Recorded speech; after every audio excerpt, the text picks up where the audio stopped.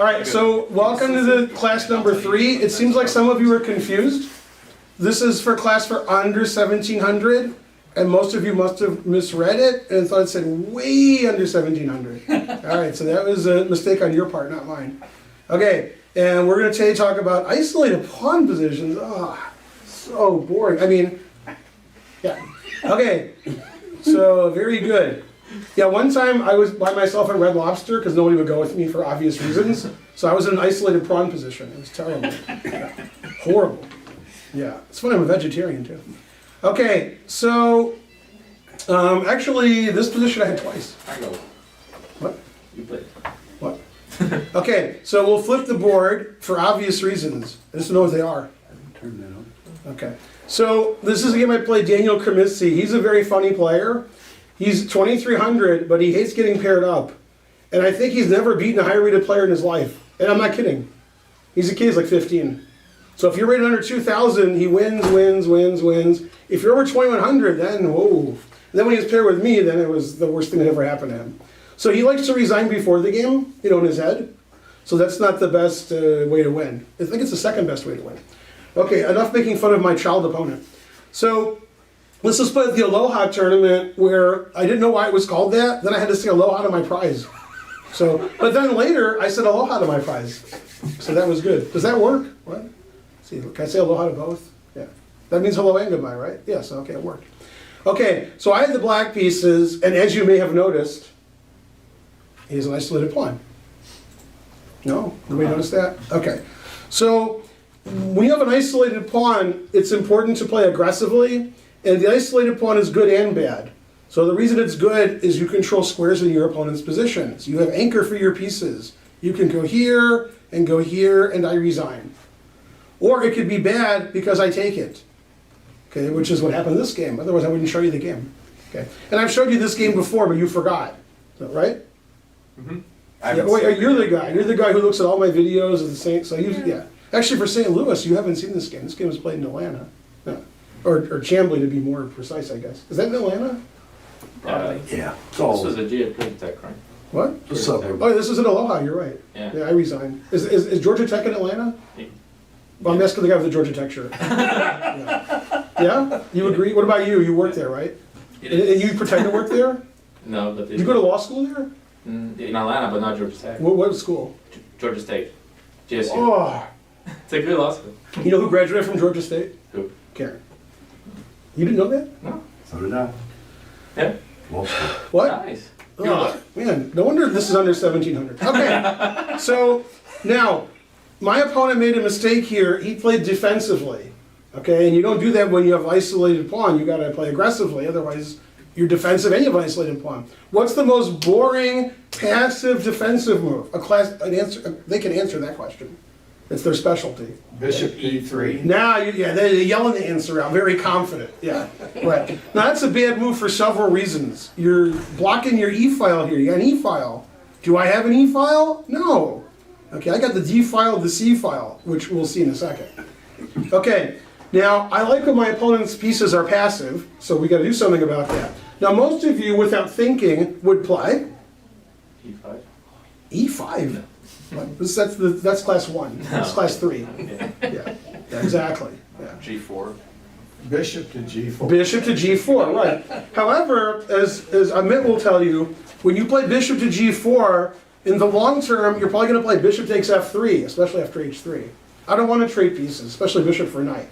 Okay, so I decided to play bishop E6. Okay, but bishop E6 is bad.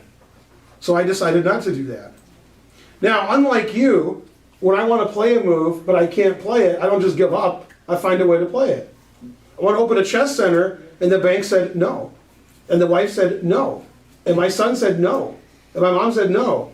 And Ovi's like, a chess what? And then I opened a chess center anyway. See, I showed you. So I want to play bishop E6, but I can't. So how can I do it? I prefaced it with Knight A5. Knight A5. And the preparatory move is not the strong suit of most of my students.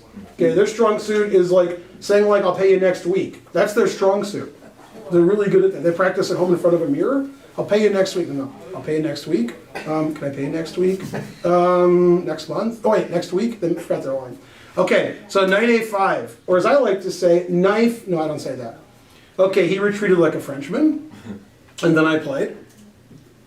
Bishop e6. E6. Okay, now my opponent made a move I never would think of, and the computer says it's fine. Okay, but I'm Finegold, so that's different. And according to a lot of grandmasters, the reason isolated pawns are bad isn't because you take them, I like taking them, it's because of the square in front of them.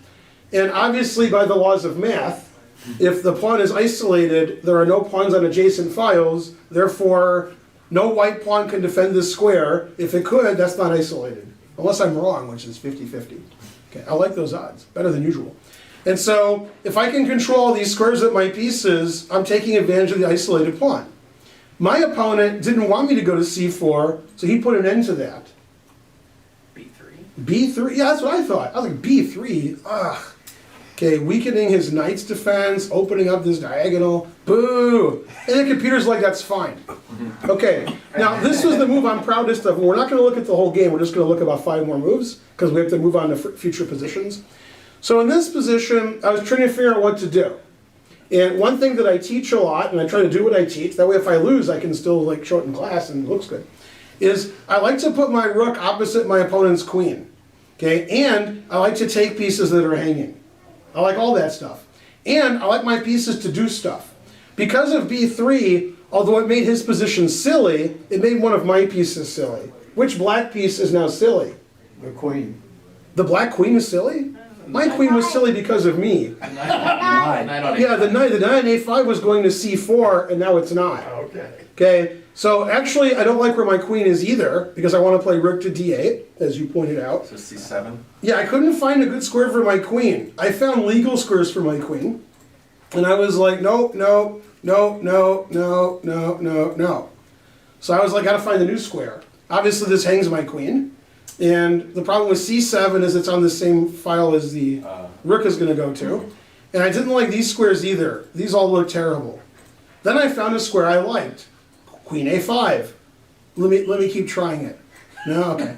So I like queen a5, it attacks his knight. My queen has a plethora of squares to go to. You said plethora a lot? Plethora. What? Not you, him. Okay, and also I could play rook to d8, which is what I wanted to do. So what move did I play? Knight C6. Knight c6. Okay, now I can go here, and I can go there, and he resigns. And that was the game, he resigned here. Right? We're very high level. Oh wait, this is the 3rd class, I can't talk like that. Okay, so I played queen d8, he played queen d2, I played queen a5, and now I'm ready to play rook d8 and rook c8. And now he made the losing move. Let's go to the engine. You ready to go? It's across the street. Yeah, it's an engine. Yeah, okay, good job. Okay, let's go to the engine. The evaluation? About equal. Maybe black's a little bit better. Okay. And notice the engine's move. Put the rooks in the center, right? And then h3 does nothing, so that's a good move. Okay. Instead, he made a terrible move. His move does something. Okay, don't ever do anything. Now, the problem with an isolated pawn position is your pawn can become weak. So the white pawn on d4, oh, by the way, you guys showed up late. The lecture is isolated pawns. That's what you came for. Yeah, the kid's clapping and he's serious. Yeah. Okay, did my wife pay you to do that? Because if so, good job. All right, so normally you don't want to undefend your pawn, which he sort of accidentally did. And more importantly, and we're going to vote on this, because voting is fun. Right, kids? Yeah. Exactly. Okay, and if you saw the movie The Breakfast Club, you'll know why the guy had a fake ID. Well, you guys are nerds. Huh. It's been a while. Yeah, but you're still nerds. No? You lost your nerd card? What about you? You're a nerd. I know the Breakfast Club, Yeah? Why did the guy have a fake ID? so you can vote. Exactly. See, there you go. Yeah. See, that's why you guys want a fake ID so you can vote early, right? Yeah, the kids are like, oh. Okay. Also, they know what a fake ID is. Okay, so my opponent did something very silly. And this is the voting we're going to do. Who wants to trade queens, white or black? I'll also accept neither. Who says white wants to trade queens? White. What's that? 2-4. Who says black? It's 2-2. With 3 abstentions, the abstentions have it. Okay, and at home, it was 4-2-1, and the one person voted for Pat Buchanan. It was very strange. Oh wait, hold on just a second. He texted me. Oh, we voted for him by accident. All right, sorry. Chad wouldn't pop out. Okay, so of course, as usual, the class was wrong. Okay, I mean the ones who answered. White does not want to trade queens because when you have an isolated pawn, you want to attack. Ow! You want to put your knights on e5 and play bishop h6 and h4, h5 and mate your opponent. When one side has an isolated pawn, as the pieces start getting traded, that pawn's weak. When the pieces are on the board, that's a good pawn. Rawr, fork. Okay. So now he made the worst move ever. I can prove it. Played knight b5. And I thought knight b5 was strange, and I thought b3 was strange, but I guess I'm strange. Okay, I asked Jim Morrison, he told me. Anyone? No. Well, you got it? You almost got it? You like the Beatles more. I got it. You got a Jim Morrison joke? As we say in Germany, ich don't think so. Yeah, you got a Jim Morrison joke. I could tell you about Jim Morrison, you still wouldn't know anything after I told you. And don't forget it. And don't forget it. Okay. Okay. Tell me And then. you know Mr. Mojo Rising is is an anagram. Yeah, I get it. Yeah, Oh, of Jim Morrison. I get it. See, you learned something. It's the only thing they learned in the class. What'd you learn in the chess class? Mr. Mojo Rising is an anagram of Jim Morrison. All right, good job. So he traded queens. Boo! Not the boo like it's a bad move, but the Chinese grandmaster. Okay, so I traded queens, and this is the funniest thing in the game. My opponent's a fast player for obvious reasons. He's young. He's like, I'll play fast. And when I took the queen, he thought for 4 minutes. He's like, I don't like that, I don't like that, but I gotta play one of them, right? Okay, and what's funny is after the game, I was like, he said, what did I do wrong? He said the next day, actually. He had to wait a day so he could calm down. And I said, well, b3 was strange, and knight b5 is strange, and the computer says b3 is not strange. Okay, now you get the Jim Morrison joke? People are strange. No, nothing? Oh, the kid's like, yeah. The kid who knows Jim Morrison, yeah, I got it. Okay, so let's go back to here. Default kibitzer equal, equal, equal. Oh, here comes a different colored light than we're used to seeing. Yeah, now it says, and then the fan goes on. Did you hear? Bovi. yeah, it's starting Yeah. to think. Yeah, when a bad move is made, I'm serious. No, tell him why. You're the computer guy. Because it's processing. Yeah, it's like, oh my God. I was like sitting here sleeping equal, then like, oh, I gotta start thinking now. Yeah. Yeah, the computer makes a lot of noise when a bad move is played, which is sort of funny. Yeah. So it's like, okay, like red, it went from yellow to red. Red's not good, right? And it says like every move is good for black. It doesn't like trading queens for white. Okay, normally weak players like to trade pieces. They think it's easier for them. Hey, there's no pieces, I can't blunder them. Okay, but if you trade your queen and you take one of your pieces, put it on a bad square away from your pawn, I'm gonna win your pawn. He took back, and now he wants to play what move? This, this, this. What move does white want to play? Anybody? He wants to fork the rook and the bishop. Yeah, exactly, he wants to go here, so I let him. Yeah, exactly, they're laughing. Yeah. Knight d5, I don't think he's going there anymore. Although it does fork an extra piece now, so, okay. So he played bishop c4, because he wants to do it again, right? Steely Dan style, right? And then R.I.P. Walter Becker, right? Was the other guy? Which guy was Walter it? Becker. Okay, I could have said anybody. Yeah. He gets it too. There's only two of them. I I know. get it. Dan Fagan or Don Fagan? Donald Fagan. I Yeah, get Donald. What? it. I get it. I get about one joke in 20s. Yeah, that's called the Dennis Miller ratio. Okay, so he wants to take my knight, and then he wants to play knight c7. What would Rodney say? Is it Rodney? I Yeah. get it. Yeah, take my knight, please. You should get that one. Rodney Dangerfield? Come on. Every All right, so I stopped that with rook c8. Now we got rid of your knight c7 idea. Now, you may remember when I played knight to d5, I was explaining how I stopped this move, but I had another reason, I just didn't tell you. Secret. I unleash the latent potential of the bishop on g7, Absolutely. right? And you know why the potential is latent? Because it's different than actualized potential, that's why. Man, that's a complicated joke. I get it. There's like 2 people in the world who would get it. You have to know other conversations I to get get it. it, though. It's a tough joke. I'm What? one of the two. You're one of the 2 who gets it, yeah. Yeah, because you were good friends with Emery Tate. That explains a lot. Anybody heard of Emery Tate? Anybody? Emery Yeah, Tate? I am. No, you haven't. He knows No? everybody. You ever heard of Emery Tate? Yeah. I know the name, but I don't. Yeah, he died recently. Yeah. Yeah. Oh, He- the player. Yeah, he had some funny sayings. But when somebody questioned his latent potential, he said, if you had more than an 8th grade education, you would know the difference between latent potential and actualized potential. That was a good answer. So, he told that guy. That guy had 5 master's degrees too.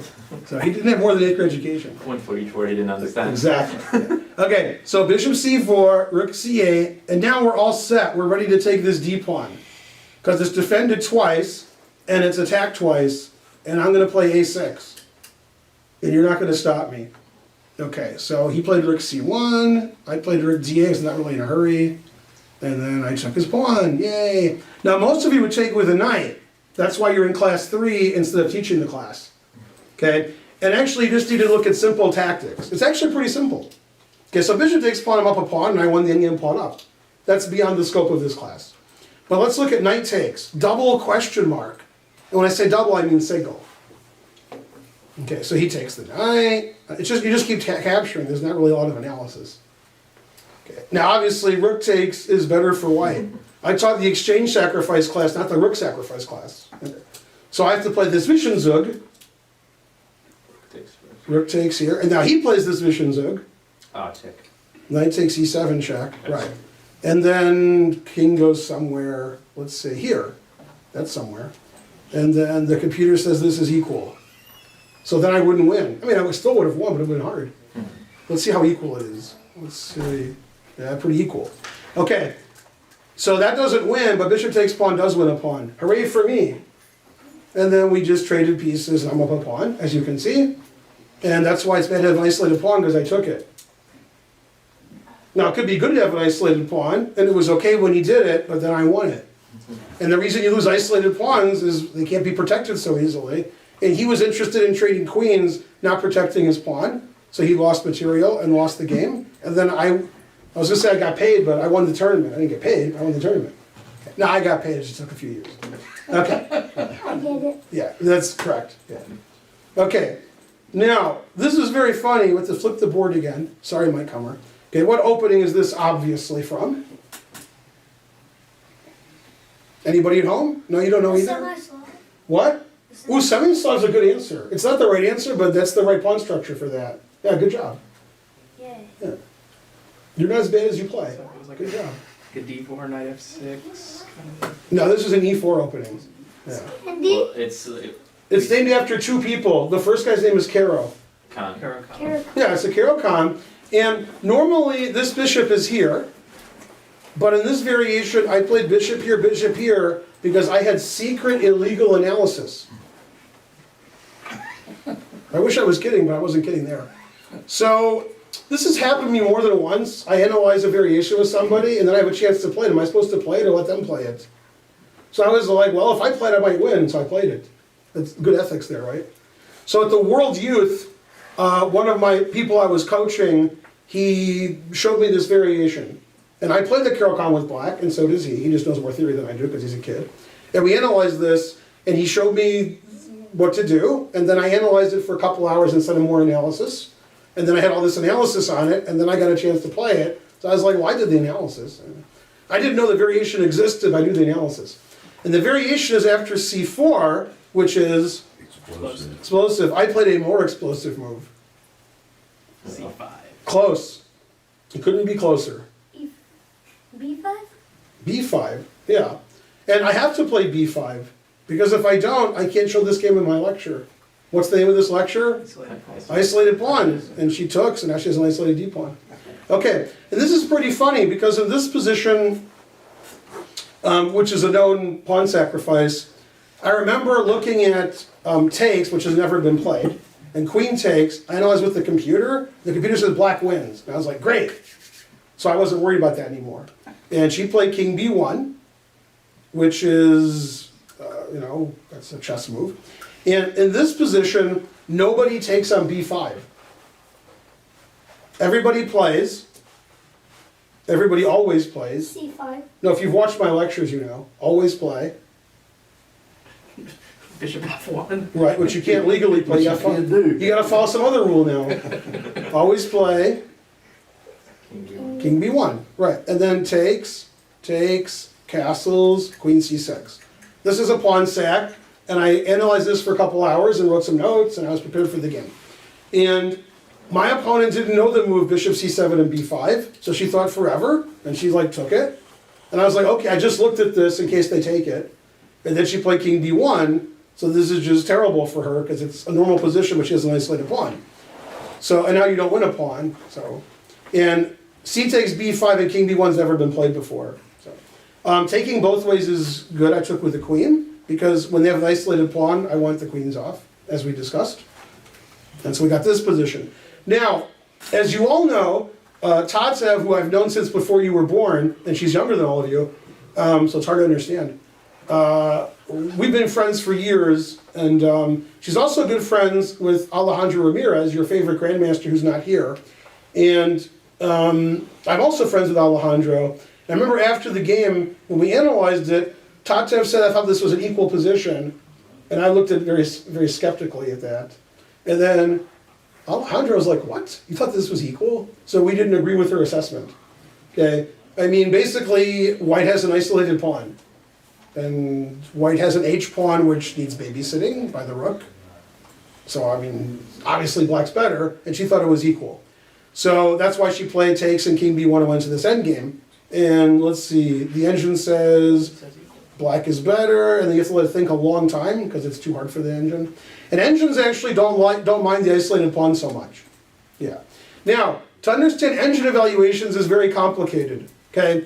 Because if the engine says the number one line is equal, you'll say it's equal. When in fact, if white has 25 moves, and one of them is equal, and then it makes the equal move and all of my moves are equal, and then it has one move that's equal, then for a human, you don't want to have white. Because it's very hard to play white, and you're worse. Now, I agree, if we both play perfect moves, it'll be a draw, but I also agree that nobody wants to have white here. This is just no fun for white, okay? So white's just a little bit worse because of this isolated pawn, and there's really no compensation. And what did we do? She stopped me from castling, which I didn't want to do. So that was good. And she didn't see her bishop was hanging, so I took it next move. And the kids don't get it. They're like, man, I'm their bishop just like I do. Of course I. Yeah, okay. And now I had to break one of my favorite rules. Never play f6. Because when you have an isolated pawn, as discussed in the previous game, you're controlling these squares. So you want to play knight c5 and knight e5 and knight f5. So f6, stopping this forever. My king can go to one of these squares defending my weak pawn, and my rooks are connected. Okay, and that's what happened. Hooray! And once again, see, better for black. Just a little, but better for black. And the game goes on. Not super interesting, but she has an isolated pawn and I don't, so it's just no fun for white. And problem with white's position is I can play for a win because I could do stuff like try to attack this pawn with rook d5, try to attack this pawn with knight f5, and she can try to defend. So that's no fun, right? So when you have an isolated pawn, you don't want to trade queens. When you castle opposite sides, which we didn't do, but it looks like we did. White doesn't want to trade queens. White's playing for the initiative. And so white has no initiative, white has nothing for the isolated pawn, and white's just worse. And due to further blunders, I won the game. There were many blunders. A4 following my rule, that was good. Okay, and black's a pawn up. Black has doubled isolated pawns. Yay. And I have the B file. The B file's great. And rook c8 was a funny move. Now isolated pawn again. Wow, double isolated pawn. And this was a funny blunder, the double blunder. Watch the double blunder, it's very funny. My opponent played rook takes a4, double question mark. Now, if this was the 1980s, I would have won the game now because my opponent wasn't born yet. Right? Yeah, that kid got it. Okay. But the actual reason is, if it was the 80s or 90s, this would have been move 41. And we would have more time on our clock. This tournament was game in 90. It don't matter what move it is, there's no more time. Your flag falls. Rook a4 is triple question mark. Okay, now black wins instantly, but I didn't see it. Also, my opponent didn't see it. We're good. That's why Magnus Carlsen's very afraid of playing us. It's like an insult to him. Did you have an answer? Yeah. If so, is it wrong? Oh, I know. No. What, you with the wrong answer? Fork the rook. Takes a4. Yeah?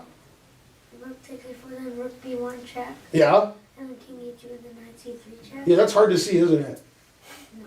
It was for me and my opponent. I played there because 2 pigs on the 7th from last class. Yeah, see, that guy knows what I'm talking about. Yeah.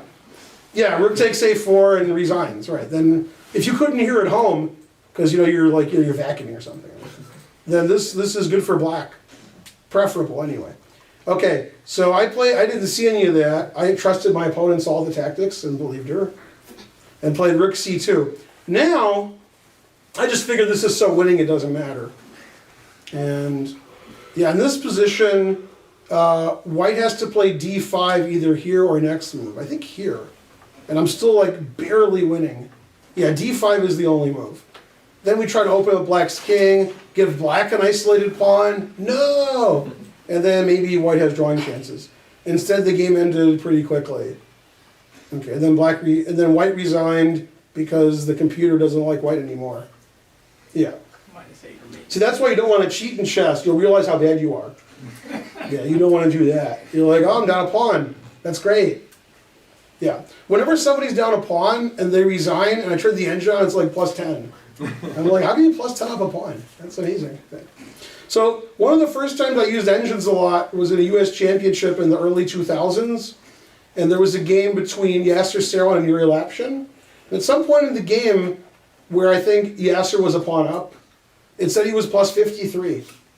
And no forced mate. And I was like, wow, that's +53 is a lot. Now it does that all the time. But back then, that was something. Yeah. Okay, so isolated pawns are no good so far. Now, if you have a good memory and you don't, you remember this position. Okay, and if you remember this position, you're wrong. But Because this position never occurred. It's this position you remember. Yeah. Because we were talking about bishop g4, and we're not talking about it now. So this player is higher rated than Cremissi. This is John Bartholomew. He also makes videos on YouTube, but don't find them. Shh, don't go there. You don't want to go to those videos. No. He only has like 40,000 followers. He has enough followers. He doesn't need you. Okay, now John Bartholomew has never given me money, but he's a good customer, if you know what I mean. No? You kids don't know what I mean. I get it. Yeah, explain. I'm not going to tell you. Exactly. Correct. Yeah, that means when we play chess, I win. Yeah, he's a good customer. Okay, he's a good player. I'm a little better than him, but he plays a little too boring. And I'm older than him, so I'm more boring.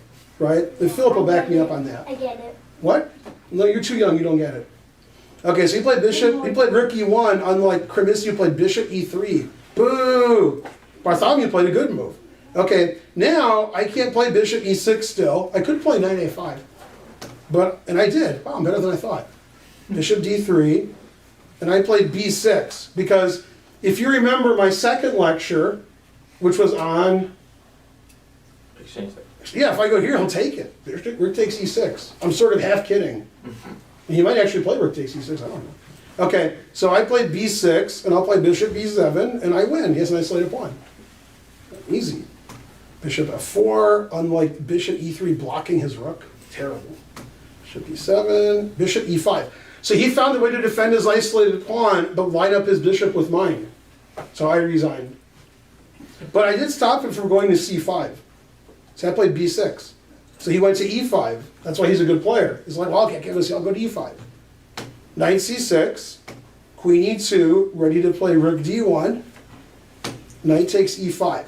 Now, the last time I played knight takes e5 and my opponent had isolated pawn, my teacher yelled at me.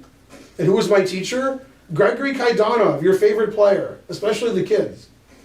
Right? You guys love Kaidanov. Yeah, no, I don't. Yeah, exactly. And I got a funny story for you. You know what my opponent was that game?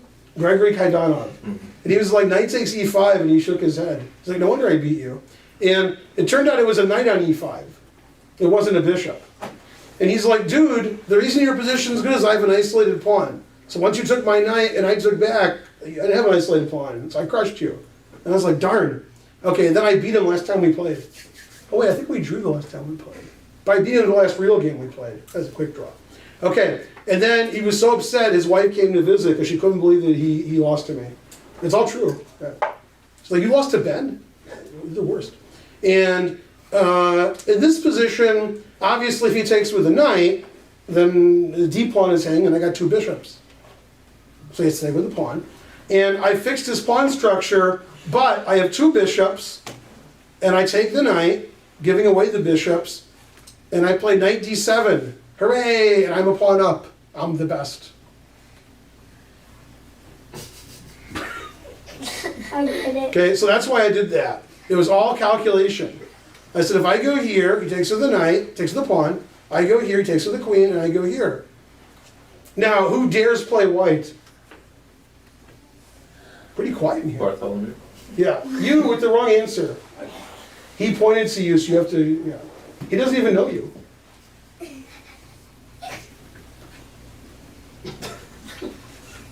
It's funny, he doesn't look at him and he points to him. It's great. Yeah. Yeah, this kid's confused. Yeah. So I want to play knight takes, and if you try to defend it with your queen, then your queen's also defending your bishop. And my queen is lined up with your bishop. So like an obvious variation would be this one. And then, whoa. And then I win material. In fact, that might have happened. Okay. So I'm winning a pawn here. And he played bishop b5. And queen g3. And he sacked the exchange. And then look at his game. Wow, look at that. Are you scared? No. But I just did an exchange sacrifice class. Why aren't you scared? Yeah. So when he was losing a pawn for sure, he said, I can be down a pawn, or I can be down an exchange and have everything. So he picked the everything option. Okay. And not only that, but knight e7 is a serious threat. Okay. Then I would lose the game, which would be like a bagel. It would be an everything bagel. Right? So what did I do about knight e7 check? A7. A7? E6. No. E6? That's the first class. Knight f6 check. Yeah. Yeah, E6 is risky. Rook A7. Yeah, rook A7, that's one move. Did I play rook A7? Yes. F6. F6 is a move, yeah. I played one of them. Yeah, F6, never play F6. Yeah, and then I played rook A7, I played them both. What, Yeah, I'm the best. Questions? yeah, question, why didn't you play the rook a7 first? You were asking me? Yeah. Oh. I like rook A7, I play that now. Yeah. I like F6 because I don't get mated anymore. Yeah, probably rook A7 is better, I don't know, what are you asking me for? F6, wow, I'm better than I thought I was. Rook A7, rook E1, and then, man, that's hard to defend now. Anyways. Man, the truth hurts. Yeah, and after here, there's this move nobody would ever see. I probably saw it during the game because I was younger back then. Yeah, it was 3 years ago. So I might have saw stuff 3 years ago. Wow, I bet that kid would get it. Ooh. Yeah. No, I might have seen that. It's possible. I'm not seeing that now. Yeah, now I'm teaching classes to little kids. Yeah, who scream the whole class. Boy, that was the first class. Yeah, stop screaming at home, little kids. Be quiet. Okay, so F6, rook A7, and I'm up the exchange. Hooray for me. And I won some boring endgame. Okay, but more importantly, when he played bishop F4 to E5, after here, queen E2 just loses material. So probably it's equal, I'm guessing. Yeah. And then he played the computer move, so I won. Yay. Man, why did I win? Why am I so good? Yeah. What did he do here? He played bishop B5. Oh, bishop B5 is terrible. Oh, he has to sack a pawn for nothing and just be down a pawn, but he has active play. Still, the computer prefers black a little, but it should be a draw. Yeah. So I still get that isolated pawn. I still win it. Yes. Yeah. I have really good results with black in this opening. And what's funny is, it's an opening where white's just up a tempo from a Taresh. So I shouldn't have good results. They should have good results. Taresh must be a bad opening. It's called the trash. Exactly. Yeah. Yeah. No, but that's good that you mentioned that, because a long time ago they have a video recording of two grandmasters playing, and one guy was like, "You suck, and you're the worst player ever, and I'm going to crush you." And it turned out it was Siegbert Taresh. That was the first example of trash talking. Did you know that? Oh. That's where it came from. I know. Yeah. Yeah. About half of them believe it. Yeah, you know, yeah. Okay. It's not the top class. Okay. Now, this was a funny game because the game started E4. You guys got that? Yeah. Give me a second. C5, the Sicilian. Yeah. Knight C3, which is a little unusual. Then I played A6 because my son told me to. Yeah. He's like, play A6. And I'm like, okay, that was my analysis. I still play A6 in that position. That's all I know. Okay. And my opponent thought for a long time and played A4. That's why we're masters. We play A6 and A4 at the beginning. You guys play in the center, that's why you're low rated. Okay, so somehow we got this position which confuses the audience. Why is the audience confused? Because this is an isolated pawn lecture. But there are people. There's no isolated And there's no isolated pawns. Luckily, they didn't notice. They're like, what? Yeah. I get Okay, it. so if you want to do an isolated pawn lecture, and I'm sure you do, and there's no isolated pawns, you better create some. So what move did I make? Wait, I think it's my opponent's move. Yeah, because it was my move, I would do that. Then I would forget about my lecture. Okay, he doubled on the open file, and I resigned. Okay, and now I made the most explosive move in the position. C4. Yeah. And now, unless he does some tricks, which aren't going to work out well, he'll have an isolated pawn. And there's so few pawns on the board, you probably think it's a draw. You would think that. And that's what happened. And he has an isolated pawn. I can't figure out if I should trade queens or not. We could vote, but you'll vote the wrong way. I don't want to embarrass the class even more. Okay, you guys at home vote. No, you're wrong. Okay, you didn't hear them, right? No. Okay, who thinks that I should trade queens? Who thinks I should never trade queens? And 2 rules will lead you to the right answer. 2 of my rules. I have other rules which will lead you to the wrong answer. Don't use those. They didn't laugh at all. Nothing. Okay, so should black trade queens? Who wants to volunteer and explain why? Black should not trade queens. That's correct. See, there's wisdom. Yeah. Does anyone have an isolated? Well, if I trade queens, I'm not going to have anything left to win with. I want to win. And more importantly, I normally only trade queens when there's a king issue. And there is a king issue. My opponent played f4, and his king is here. So I want queens on the board. My king's really safe. And in this particular position, trading queens, even if I win this pawn, it's probably a draw. There's just nothing left on the board. So retreat like a Frenchman. Yeah. And now his king is exposed, his c-pawn is weak, and I don't really care about that. That's, you can have your A file.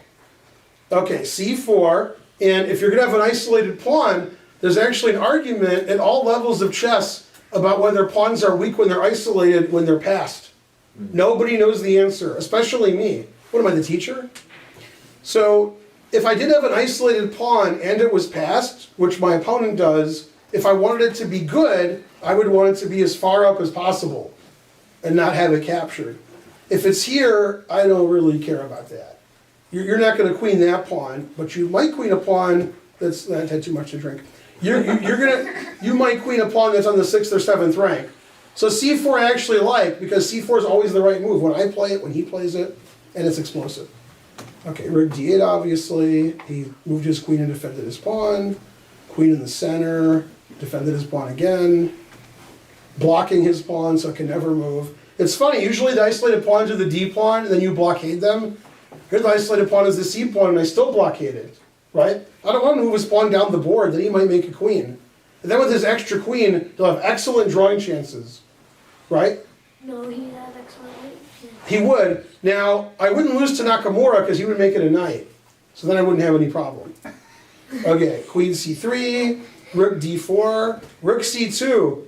The Kenneth Wallach gun, the queen's in front, behind a pawn. Yeah, that's not good. Terrible. It's like a red light there, stop. Okay, now I don't know what I played, because this game was played 4 years ago, but there's only one move I would ever play here. So I hope I played it, otherwise it's really embarrassing. B8 maybe? Who? Rook B8. No, that does something. I would never do that. King H8. No, that pins my rook. Yeah. I mean, I might have played rook b, I don't know what I did. Rook c7. No. What? King F8. No. It's funny if like they're all right, I played all those moves. I don't know what I play, but I know what I would play now. Can his c-pawn move? C6. Say no. Can he do anything? No. So let's checkmate him. Queen C6 check. That is check. I might have played that, but then his pawn can move. So that doesn't sound like a move I would play. But it's check. I guess you can advance the pawns. Which one? H. Put it in H. I would play h5 now. If I played h5, I'm looking good. If I played any move you guys suggested, it's an insult to all of humanity. I would be very surprised if I didn't play h5. I can't imagine a move that's not h5. h5, rawr, and then h4. Then if he takes it, I'm sitting pretty, right? If he doesn't take it, I'm gonna come get him. Get him, Ma. Yeah, there's no way I didn't play h5. There's no way. I'm afraid to see what I did because it won't be h5 and I'm embarrassed. I have no idea what I did. Are you ready? Why did you? I went d8. Terrible. What does the computer say? You did Terrible. Terrible. Was I better 4 years ago or now? something. H5. Oh man, look how they're tied for first. Hey. Look at that. The computer's arguing with itself. It must have heard me. Well, I can't be better now than 4 years ago. I suck now. h5, rook c d8. Ah, h5 is better. That's right. Oh, now it's the same. No, h5. h5's in the lead. All right, so they're about the same. Yeah. The reason they're about the same is you can't stop me. You can only hope to contain me. I can play one, and I'll play the other one the next month, right? And oh, you play h5. Now I'm going to stop rook c d8. Nah, yeah. Okay, so rook c d8 double question mark. 93. Check, getting out of the pin. I never played h5. There we go. h5. Horrible. h4. Yeah, that's what I would do. I agree with that. And let the pawn advance. Yeah, yeah. h4 I like. Yeah, now his king has less cover. Queen a3. So you move your queen that way and you threaten that way. Right? Yeah. Yeah. I get it. Now this is actually pretty funny. When you're taught endgames, you're taught that white's better here. That's what you're taught. Because the 3 to 2, I have no chance of making a queen, and you have a queenside majority that has a passed pawn. Okay. However, when the endgames have heavy pieces, you know, ones you can't lift because you're little kids, queens and rooks, the only one thing matters. Activity. Yeah, that's close enough. Mates. Initiative. Yeah, attacking the opponent's king. My king is safe, his isn't. He's not going to queen before I checkmate him. So he spends all his time saving his king. I don't care about his passed pawn. Okay, rook g1. Boo! Queen c5. I wonder what that threatens. Oh yeah, the rook on g1. Yeah. And then queen h5. He played the best move. Check. Threatening queen h1. Man, look at that king go. His king is, you know, something. Yeah. It's the safest king ever. Right? Yeah. You can't be safer. Oh no, his passed pawn. No, I'm kidding. Yeah. And then we agree to a draw. You know what's funny about this? Is I win all his pieces. Yeah, because. I win them all. I don't just mean his queen and his rook, I mean them all. I take all his pieces next like 5 moves I just keep taking. No, nothing? The other tournament, you would win in that one. Yeah. See? You're not even 5 Got pieces. that. Yeah, look, see, I just take them all. I take the other 2. Yeah. Yeah. Yeah, so isolated pawn was bad because it was blocked and he was defending it. Now, in my opinion, the reason super GMs are better than us, in these kinds of positions, like here, like Magnus, Kramnik, you know, Anand, well, not Anand, but you know, you get the idea, Caruana. Okay, when they're like, man, this isn't good, they'll do anything they can to trade pieces and give their pawn away. Super GMs aren't going to triple behind a pawn to defend it. They're going to be like, all right, take my pawn, let's trade queens and draw the endgame. Okay? If his king is exposed, they put their pawn back when I'm not looking, they'll do anything to draw. Okay? So here, the idea that he can just defend his pawn like that, nobody's doing that. Now he's 2200, 2100, he's not super GM. But you guys are all like, oh no, my pawn. And then I'm like, well, you're wasting 3 pieces defending it. Can't do that.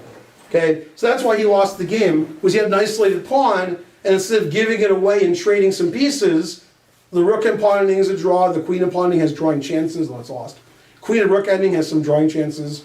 This is just losing, because I attacked him with 3 heavy pieces, and he defended his pawn. Right? And you can't do that. When you have an isolated pawn, if you decide, oh, I'll defend my pawn. Is there reading here? Yeah. Yeah, you can't make that decision. You have to use the pawn for advantage, like queening it. And if you can't queen it, then you could give it away to get some other advantage, like trade all the pieces off. But not all of them. Just leave rooks on. Yeah, if we had a rook and pawn ending, that would be a draw. Yeah. Queen c3, why is this queen there? What? Queen could be anywhere. I still can't take his pawn. Terrible.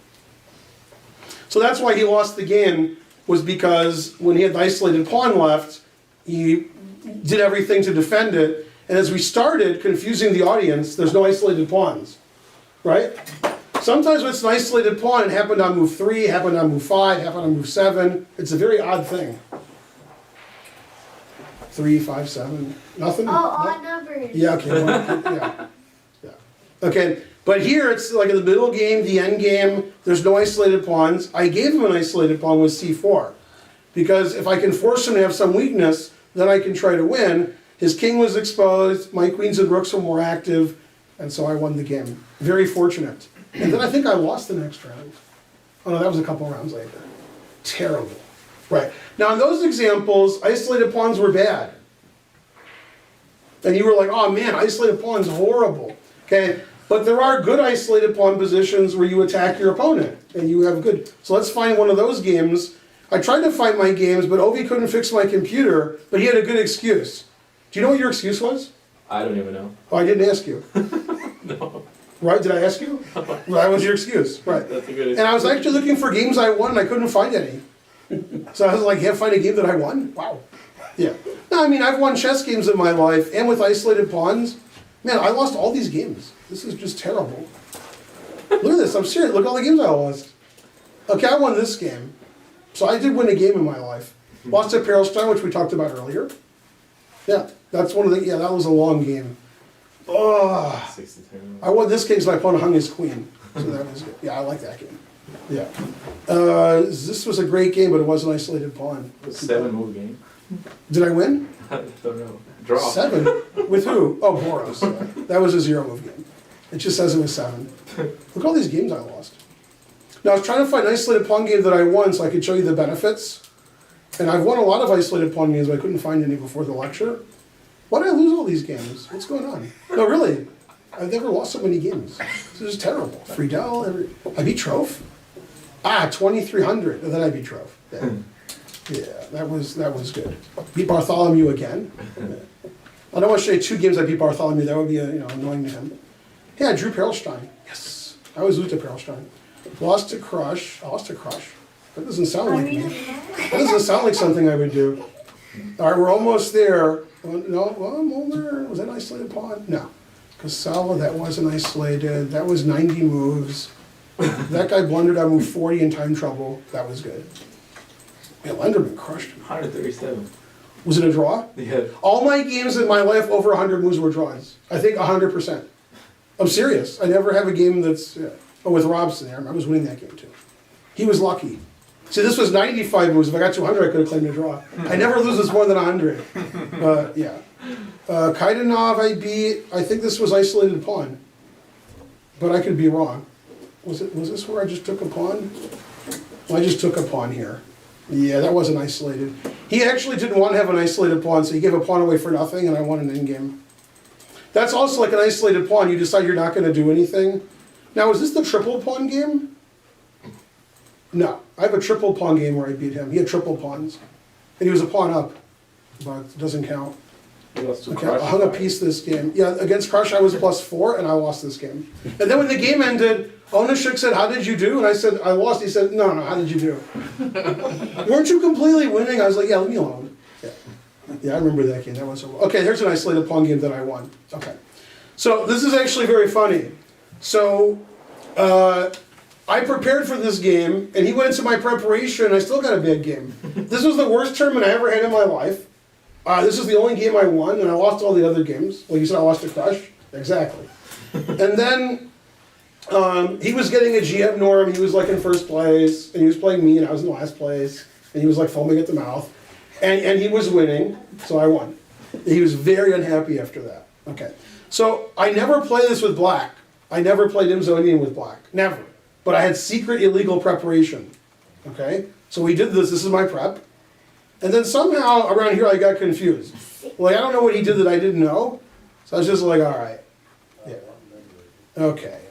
And then we got this position, and I thought for a long time, not my strong suit. Okay, and what move am I thinking of? Rook takes. C takes.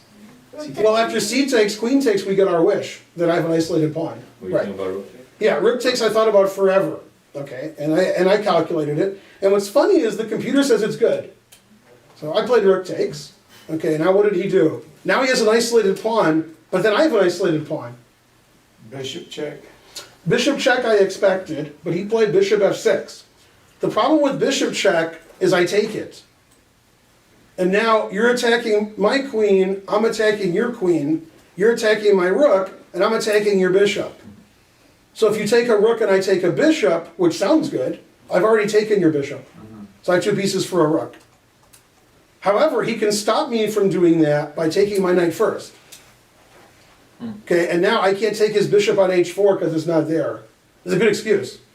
Okay. Knight crosses. So I took with the queen, because if I play knight takes, he does what I said. And he still did it. Right? Okay. And now I have doubled isolated pawns. This is twice as good as my lecture. Okay. And he, of course, checked me, and I saw it. And he, of course, played knight b4, I'm sorry, because I want to play knight c5. And he played b4. And I saw this position when I played rook takes e3, and I had really good calculation. You did? No, I had the worst calculation ever. My calculation was knight e5, and if he takes it, I win his queen. No. Yeah, that was my calculation. It was just wrong. Yeah. Yeah. And then I realized he takes my knight defending his queen. And I was like, oh yeah. So now I can't play knight e5, and I can't play knight c5. It's actually sort of funny because in the isolated pawn positions we're talking about, the reason your pawn is good is because you can get your knight in the center and the knight can't do anything. Yeah. Okay, so after b4, the computer says I can give this pawn away and I'm still fine. It's like you can go here, and it says black is fine, even though like he just like goes here and takes my pawn. You know, it says like it doesn't matter. Okay, so here I decided my pawns are isolated. I'm down the exchange. All is lost. It's time to go crazy. Whenever I go crazy, I'm wrong.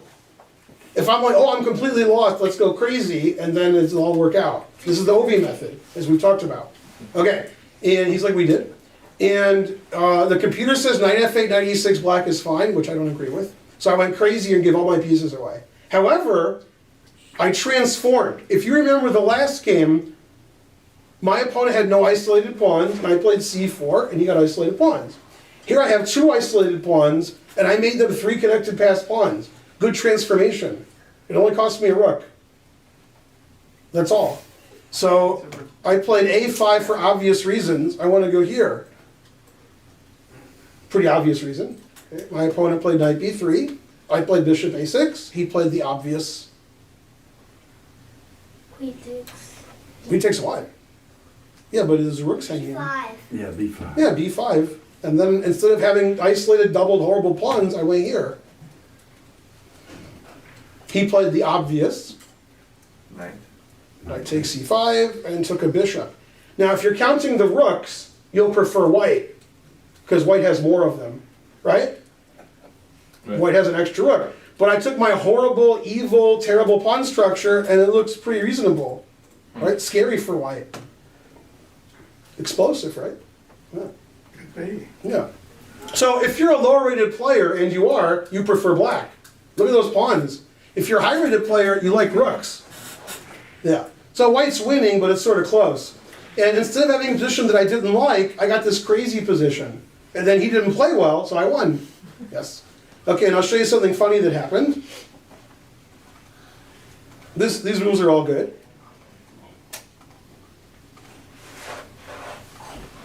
Okay, and this is what happened. Yeah. And in this position, white's winning. I can prove it by turning the engine on. And I've shown this position in videos, but you didn't watch them. And if you didn't watch them, you forgot, like you. I've done this in St. Louis, and you're like, what? Yeah, exactly. And you've watched this at home and you forgot. And Dina Polito, you're like, I played you this game? Okay. And I've shown this to many people, and one of them got it right. And I said, white's a play and win, only a computer can solve it. And they're like, oh, only a computer can solve it. That was a good hint. And the person who solved it was Nigel Short, who you've heard of. Well, the kids haven't. Yeah, white has one move that wins here. One move different. Yeah. And you have to be told a computer could find it, otherwise you can't solve it.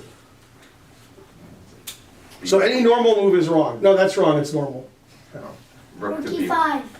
Well, why is that a F1. computer move? What? F1. No, I think he played king f1, yeah. That's a draw. And then he lost. For like. See, this is an isolated pawn lecture, and I took my isolated pawns and did that. That's why I give the lecture, and you guys sit there with the isolated pawns. I don't sit there with isolated pawns. I make 3 queens. You! Rook G5. Rook where? G5. Rook G5? It's not normal. That does win, but for the wrong guy. Yeah. And a rook B1. Close. Rook A1. Rook A1. Alright, The only winning move. And the reason Rook B1 doesn't win is very funny, because it allows Rook B6. Yeah, I'm not even kidding. Yeah, That's fine. because I want to make a lot of queens, so I want your rook off the first rank. Yeah, I can. Yeah. Yeah. Yeah, if you play Rook A1, I can't do that. Let's turn the engine on, shall we? And what move does it like? Rook A1. D2. D2? No, it's for white. Yeah, Rook A1. Yeah. And Rook A1, I can't gain a tempo on it. Whoops. I can't gain a tempo on his rook, because his rook's on A1. I can't do anything, so he's going to take my pawn. And if he plays Rook A1 and I try to queen here, he goes here and here. Right, yeah. Yeah, and if I go E2, he goes here. And he just stops my pawns, this pawn's hanging, and I lose. Okay, now he played King F1, and now it's a draw. Rook B6, Rook B2, and this is a draw.